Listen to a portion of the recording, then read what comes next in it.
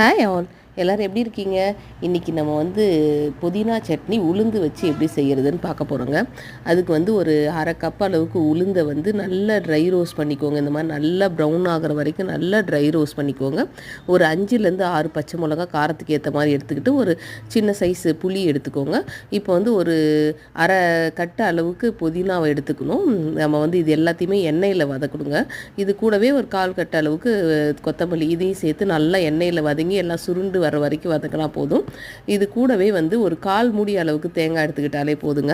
அதையும் கட் பண்ணி எடுத்துக்கிட்டு முதல்ல மிக்சியில் தேங்காவை போட்டு கொஞ்சம் நல்லா கிரைண்ட் பண்ணி எடுத்துக்கிட்டு அது கூடவே உளுந்து இப்போ நம்ம வதக்கி வச்சுருக்கோம் இல்லைங்களா, கொத்தமல்லி, புதினா, பச்சை மிளகாய் இது எல்லாத்தையும் சேர்த்து நல்லா கிரைண்ட் பண்ணி எடுத்தோன்னு வைங்கன்னா அருமையான புதினா சட்னி தயார். இது ரொம்ப டேஸ்டியாக இருக்குங்க. உளுந்து சேர்த்துருக்கிறதுனால நல்லா ஒரு மாதிரி நல்ல டேஸ்டியாகவும் ஃப்ளஃபியாகவும் இருக்கும் அந்த சட்னி. நீங்கள் இட்லி கூட டேஸ்ட் பண்ணி பாருங்களா, சூப்பராக இருக்கும். கண்டிப்பாக 2 இட்லி கூடவே சாப்பிடுவாங்க. இந்த காம்பினேஷன் அருமையாக இருக்கும். மிஸ் பண்ணாமல் ட்ரை பண்ணி பாருங்கள்.